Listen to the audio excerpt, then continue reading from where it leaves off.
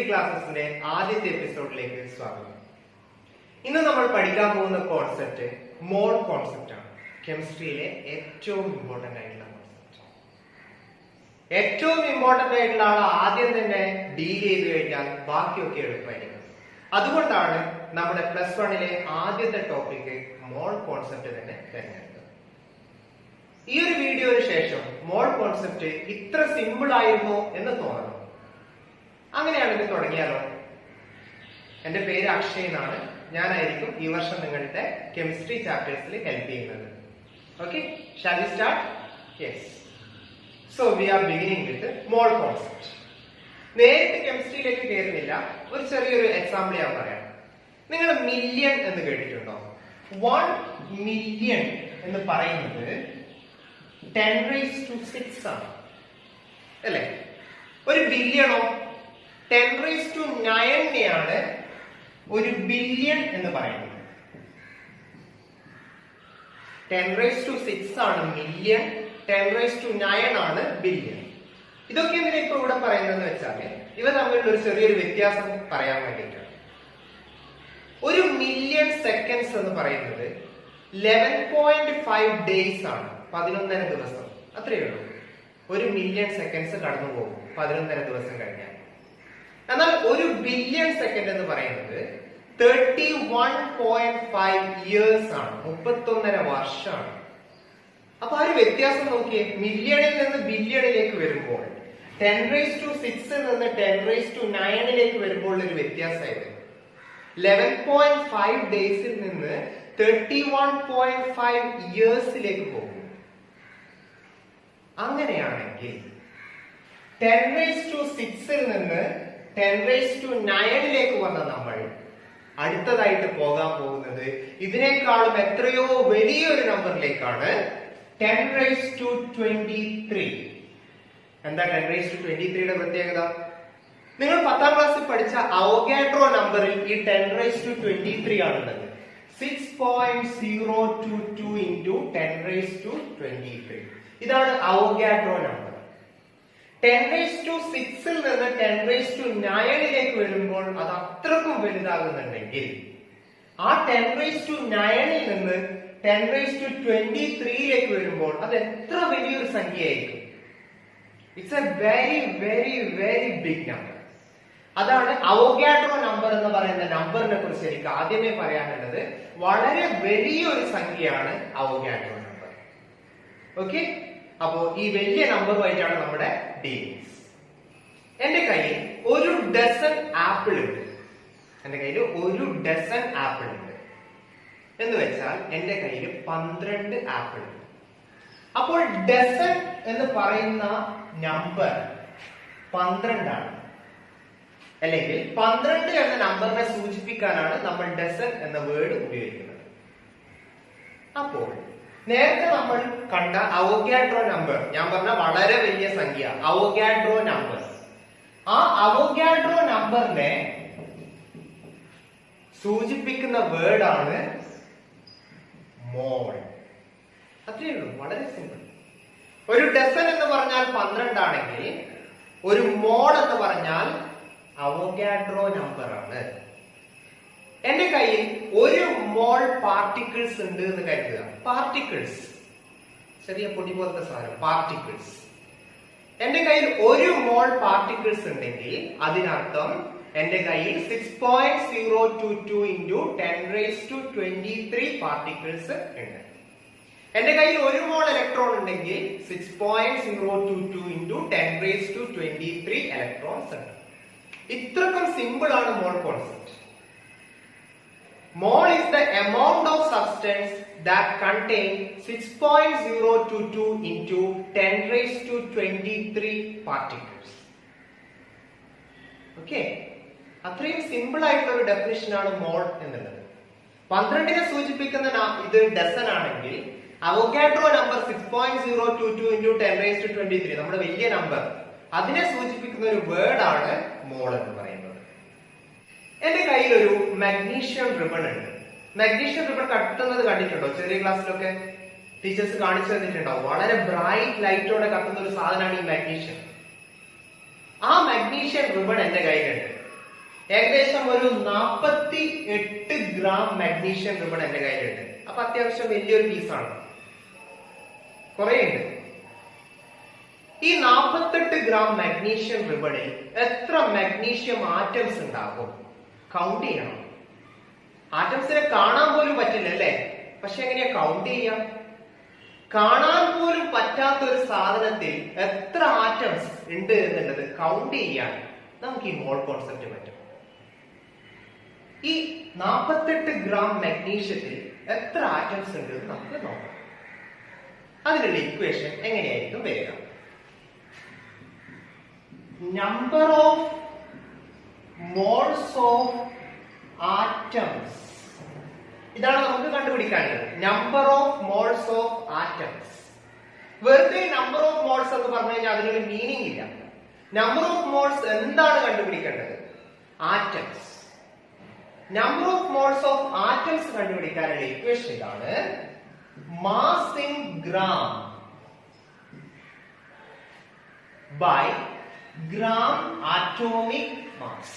Mass in gram by gram atomic mass. ഞാൻ എത്ര gram magnesium ribbon എന്റെ കയ്യിൽ ഉണ്ടെന്നായിരുന്നു പറഞ്ഞത്? 48 gram. So mass in gram 48 ആണ്. 48 divided by gram atomic mass. എത്രയാണ് മാഗ്നീഷ്യത്തിന്റെ ഗ്രാം ആറ്റോമിക് മാസ്? അത് ക്വസ്റ്റ്യനിൽ തന്നിട്ടുണ്ടാകും. ഗ്രാം ആറ്റോമിക് മാസ് മാഗ്നീഷ്യത്തിൻ്റെത് 24 ആണ്. മാഗ്നീഷ്യത്തിന്റെ ഗ്രാം ആറ്റോമിക് മാസ് 24 ആണ്. അപ്പോൾ 48/24 ചെയ്യുന്നു. So we get the answer 2. എന്റെ കയ്യിലുള്ള 48 ഗ്രാം മാഗ്നീഷ്യം റിബണിൽ 2 മോൾ ആറ്റംസ് ഉണ്ട്. എത്ര മോൾ ആറ്റംസ് ഉണ്ട്? 2 മോൾ ആറ്റംസ് ഉണ്ട്.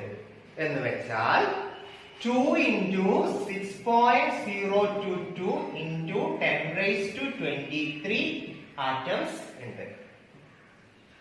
2 മോൾ ആറ്റംസ് ഉണ്ട് എന്ന് വെച്ചാൽ 2 into 6.022 into 10⁻23 ആറ്റംസ് ഉണ്ട്. കാണാൻ പോലും പറ്റാത്ത ആറ്റംസിന്റെ എണ്ണം എടുത്തില്ലേ? ജസ്റ്റ് അതിന്റെ മാസ് മാത്രം അറിഞ്ഞുകൊണ്ട്. എനിക്കറിയാവുന്ന ഒരേ ഒരു കാര്യം ആ മാഗ്നീഷ്യം റിബണിന്റെ മാസ് മാത്രമായിരുന്നു. ആ മാസ് ഉപയോഗിച്ച് ആ മാസിനെ വെറും ഗ്രാം ആറ്റോമിക് മാസിനെ ഡിവൈഡ് ചെയ്തത് കൊണ്ട് മാത്രം എനിക്ക് കിട്ടിയ സാധനമാണ് ഈ രണ്ട്. വളരെ സിമ്പിൾ ആയിട്ട് കിട്ടും. ഇങ്ങനെയാണ് മാസ് മാത്രം എടുത്തുകൊണ്ട് കാണാൻ പോലും പറ്റാത്ത ആറ്റംസിനെ കൗണ്ട് ചെയ്യാൻ പറ്റും. ഇപ്പൊ നമുക്ക് മനസ്സിലായി 48 ഗ്രാം മാഗ്നീഷ്യം റിബണിൽ 2 മോൾ ആറ്റംസ് ഉണ്ട്.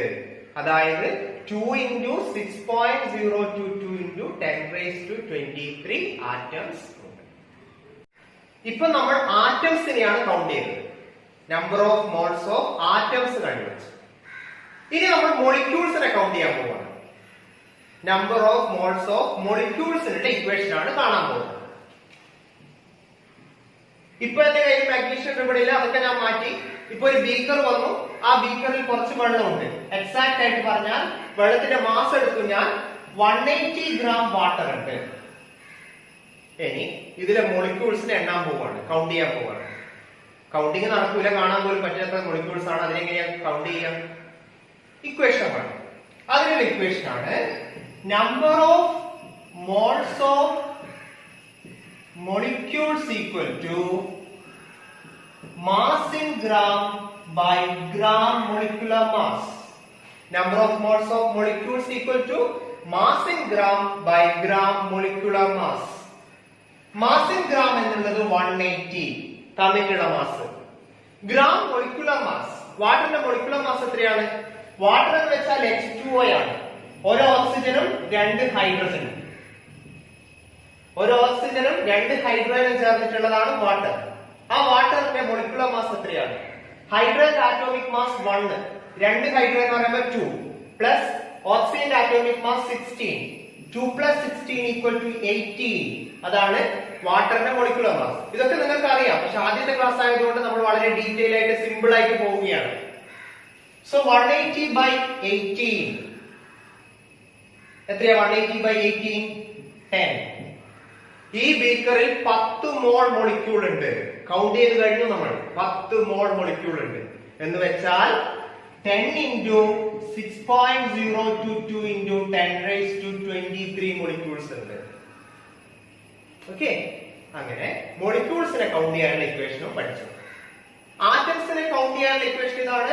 Number of moles of atoms equal to mass in gram by gram atomic mass. മോളിക്യൂൾസിനെ കൗണ്ട് ചെയ്യാനുള്ള ഇക്വേഷൻ ഇതാണ്. Number of moles of molecules equal to mass in gram by gram molecular mass. ഇനി നമ്മൾ magnesium ribbon കഴിഞ്ഞു, ഒരു beaker വെള്ളം കഴിഞ്ഞു. ഇനി എന്റെ കയ്യിലേക്ക് ഒരു ബലൂൺ വരികയാണ്. ബലൂൺ എന്ന് പറയുന്നത് സ്റ്റാൻഡേർഡ് ടെമ്പറേച്ചർ പ്രഷർ ആണ്. ആ കണ്ടീഷനിലുള്ള ബലൂണാണ്, STPയിലുള്ള ബലൂൺ. സ്റ്റാൻഡേർഡ് ടെമ്പറേച്ചറിലുള്ളത്, അതേപോലെ സ്റ്റാൻഡേർഡ് പ്രഷറിലുള്ളത്. ഇവിടെ കാണാൻ പറ്റും എന്താണ് STP എന്നുള്ളത്. ഓക്കെ, ഈ STP കണ്ടീഷനിൽ ഞാനൊരു ബലൂൺ ഇങ്ങനെ പിടിച്ച് നിൽക്കുകയാണ്. ഈ ബലൂണിന്റെ ഉള്ളിലുള്ളത് നൈട്രജൻ ഗ്യാസ് ആണ്. ഇനി നമ്മൾ എത്ര നൈട്രജൻ മോളിക്യൂൾ ഉണ്ട് എന്ന് കൗണ്ട് ചെയ്യാൻ പോവാണ്. ഈ ബലൂണിൽ എത്ര നൈട്രജൻ മോളിക്യൂൾ ഉണ്ട് എന്ന് കൗണ്ട് ചെയ്യാൻ പോവാണ്. നേരത്തെ ക്വസ്റ്റ്യനിൽ നിന്ന് ഈ ക്വസ്റ്റ്യനിലേക്ക് വരുമ്പോഴുള്ള വ്യത്യാസം, നേരത്തെ നമ്മൾ മാസിൽ നിന്നായിരുന്നു കൗണ്ട് ചെയ്തത്. ഇത് വോളിയത്തിൽ നിന്ന്. ബലൂണിന്റെ മാസ് നമുക്കറിയില്ല, പക്ഷെ ബലൂണിന്റെ വോളിയം അറിയാം. ബലൂണിന്റെ വോളിയത്തിൽ നിന്നാണ് ഞാൻ കൗണ്ട് ചെയ്യാൻ പോകുന്നത്. ഓക്കെ, എന്റെ കയ്യിലുള്ള ബലൂണിന്റെ വോളിയം എന്ന് പറയുന്നത് 2.24 ലിറ്റർ ആണ്. 2.24 ലിറ്റർ. 2 ലിറ്ററിൽ കൂടുതൽ, കുറച്ചും കൂടി കൂടുതലുള്ള ഒരു ചെറിയൊരു ബലൂണാണ് എന്റെ കയ്യിലുള്ളത്. ഈ ബലൂണിന്റെ ഉള്ളിൽ നൈട്രജൻ ഗ്യാസ് ആണ് ഫില്ല് ചെയ്യുന്നത്. ഇനി എന്താ കണ്ടുപിടിക്കേണ്ടത്? ആ നൈട്രജൻ ഗ്യാസിന്റെ മോളിക്യൂൾസ് എത്ര എണ്ണം ഉണ്ട് എന്ന് കൗണ്ട് ചെയ്യണം. അതിനുള്ള ഇക്വേഷൻ ആണ്, വോളിയത്തിൽ നിന്ന് കൗണ്ട് ചെയ്യാനുള്ള ഇക്വേഷൻ ആണ് 2.24 ലിറ്റർ. ഇതാണ് ബലൂണിന്റെ വോളിയം. ഇക്വേഷനിലേക്ക് പോകാം. Number of moles of molecules. ഞാൻ ആദ്യം പറഞ്ഞു, നമ്പർ ഓഫ് മോൾസ് എന്ന് വെച്ച് നിങ്ങൾ നിർത്താൻ പാടില്ല. അതിനൊരു മീനിങ് ഇല്ല. എന്താണ് number of moles of atoms ആണോ, number of moles of molecules ആണോ എന്ന് സ്പെസിഫൈ ചെയ്ത് പറഞ്ഞിരിക്കണം. നൈട്രജൻ എന്ന് പറയുന്നത് മോളിക്യൂൾ ആണ്, N2. N2 is a molecule. So number of moles of molecules equal to, ഇതിനുള്ള ഇക്വേഷൻ ആണ്. നമ്മുടെ മൂന്നാമത്തെ ഇക്വേഷനിലേക്ക് കടക്കുകയാണ്. Volume in litre at STP. Volume in litre at STP. തന്നിട്ടുള്ള വോളിയം ഇൻ ലിറ്റർ STP കണ്ടീഷനിലുള്ള വോളിയം ആയിരിക്കണം. Divided by 22.4. ഇതാണ് ഇക്വേഷൻസ്. ഈ ഇക്വേഷൻസ് ഒക്കെ എങ്ങനെ വന്നു എന്നുള്ളത് പിന്നീട് പഠിക്കാം. അതുകൂടി എല്ലാം ഒരുമിച്ച് പഠിക്കുമ്പോഴാണ് മോൾ കോൺസെപ്റ്റ് കൺഫ്യൂഷൻ ആകുന്നത്. നമുക്ക് വളരെ സിമ്പിൾ ആയിട്ട് കൺഫ്യൂഷൻ ഒന്നും ഇല്ലാതെ എല്ലാ ഇക്വേഷൻസും പഠിച്ചു വെക്കാം. സോ ദാറ്റ് ഏത് ക്വസ്റ്റ്യനും നിങ്ങൾ ചെയ്യും മോൾ കോൺസെപ്റ്റുമായിട്ട് ബന്ധപ്പെട്ട. വോളിയം ഇൻ ലിറ്റർ തന്നിട്ടുള്ള വോളിയം എന്ന് പറയുന്നത് 2.24. ആ 2.24നെ 22.4 കൊണ്ട് ഡിവൈഡ് ചെയ്തു. 2.24നെ 22.4 കൊണ്ട് ഡിവൈഡ് ചെയ്തു. So we get 1/10. ഇത് സിംപ്ലിഫൈ ചെയ്യുമ്പോൾ 1/10 വരും. 2.24ന്റെ 10 ടൈംസ് ആണ് 22.4. ഇങ്ങനെ സിംപ്ലിഫൈ ചെയ്യാൻ വേണ്ടിയിട്ടാണ് ഞാൻ ബലൂണിന്റെ വോളിയം 2.24 ലിറ്റർ എന്നുള്ള ക്വസ്റ്റ്യൻ തന്നത്. So 1/10, 0.1 mole. 0.1 മോൾ ആണ് answer. That means 0.1 mole molecules ഉണ്ട്. 0.1 മോൾ മോളിക്യൂൾസ് ഉണ്ട്. അപ്പൊ എത്ര മോളിക്യൂൾസ് ഉണ്ട്? 0.1 into 6.022 into 10 raised to 20. 0.1 into 6.022 into 10 raised to 20. Okay, വളരെ ഇമ്പോർട്ടന്റ് ആയിട്ടുള്ള 3 ഇക്വേഷൻ നമ്മൾ പഠിച്ചു കഴിഞ്ഞു. ഈ മോൾ കോൺസെപ്റ്റ് ക്ലിയർ ചെയ്യാൻ ഈ ഒരു ക്വസ്റ്റ്യൻ നമുക്ക് സോൾവ് ചെയ്ത് നോക്കാം. What is the mass of N2 gas whose volume is 112 litre at STP? Nitrogen ഗ്യാസിന്റെ വോളിയം 112 ലിറ്റർ ആണ് STP. ആ നൈട്രജൻ ഗ്യാസിന്റെ മാസ് എത്രയായിരിക്കും എന്നാണ് ചോദിച്ചിരിക്കുന്നത്. വോളിയത്തിൽ നിന്ന് മാസിലേക്ക് വരും. ഒരു കാര്യം പ്രത്യേകം ശ്രദ്ധിക്കുക, വോളിയത്തിൽ നിന്ന് നേരിട്ടിട്ട് മാസിലേക്ക് പോകാൻ പറ്റില്ല. വോളിയത്തിൽ നിന്ന് നേരിട്ട് മാസിലേക്ക് പോകാൻ പറ്റില്ല. അതിനിടയിൽ നമ്മൾ നമ്പർ ഓഫ് മോൾസ് കണ്ടുപിടിച്ചിരിക്കണം. വോളിയത്തിൽ നിന്ന് നേരിട്ട് മാസിലേക്ക് പോകാൻ പറ്റില്ല. അതിനിടയിൽ നമ്മൾ നമ്പർ ഓഫ് മോൾസ് കണ്ടുപിടിച്ചിരിക്കണം. അതേപോലെ തിരിച്ചും മാസ് തന്നാൽ നേരിട്ട് വോളിയം കണ്ടുപിടിക്കാൻ പറ്റില്ല. നമ്പർ ഓഫ് മോൾസ് കണ്ടുപിടിച്ചതിന് ശേഷം വോളിയം കണ്ടുപിടിക്കാം. നമുക്ക് നോക്കാം എങ്ങനെയാണ്. ആദ്യം നമ്പർ ഓഫ് മോൾസ് കണ്ടുപിടിക്കാം.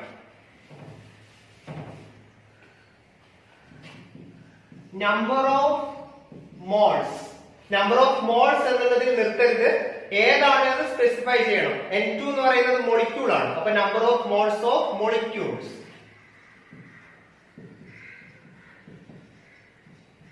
Number of moles of molecules equal to, equation ഇതാണ്. തന്നിട്ടുള്ളത് എന്താണ്? 112 ലിറ്റർ വോളിയമാണ് തന്നിട്ടുള്ളത്. STPയിലുള്ള വോളിയമാണ് തന്നിട്ടുള്ളത്. അപ്പൊ നമുക്കറിയാം ഏത് ഇക്വേഷൻ ഉപയോഗിക്കേണ്ടത്. Volume in litre at STP by 22.4. Volume in liter at STP by 22.4. So 112 divided by 22.4. Answer is 5 mole. Okay, we got the answer. 5 mole molecules are present. ഇനി 5 mole molecules ന്റെ mass കണ്ടുപിടിക്കണം. അതെങ്ങനെ ചെയ്യും? രണ്ടാമത്തെ സ്റ്റെപ്പിലേക്ക് വരികയാണ്. Number of moles കിട്ടിയിട്ട് മാസിലേക്ക് പോകാൻ GMM കൊണ്ട് മൾട്ടിപ്ലൈ ചെയ്താൽ മതിയാണ്. സോ ഞാൻ ആ സ്റ്റെപ്പ് ഒന്നുകൂടി കാണിച്ചു തരാം. ഈ അടുത്ത step mass of N2 gas equal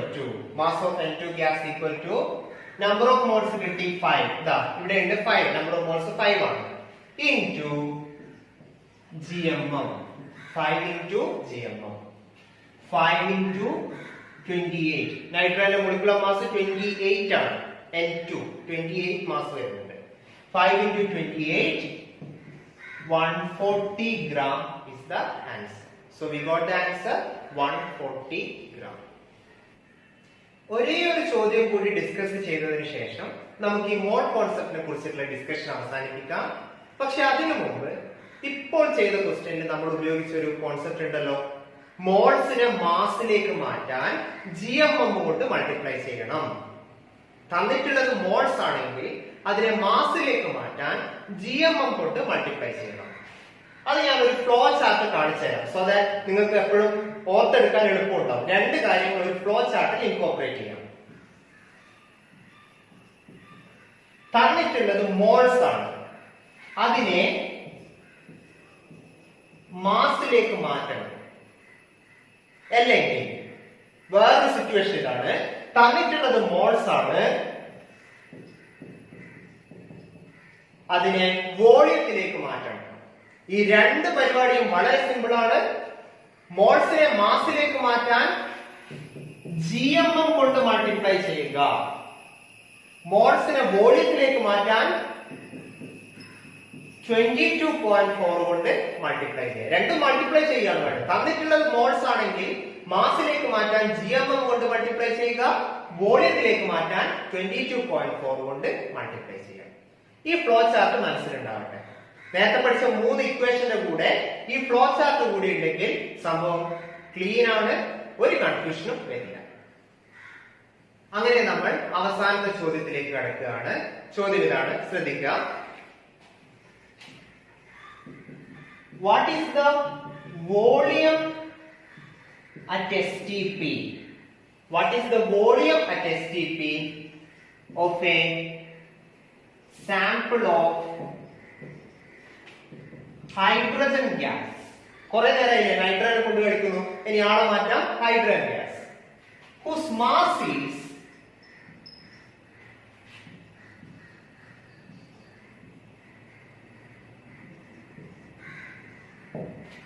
mass is 20 gram.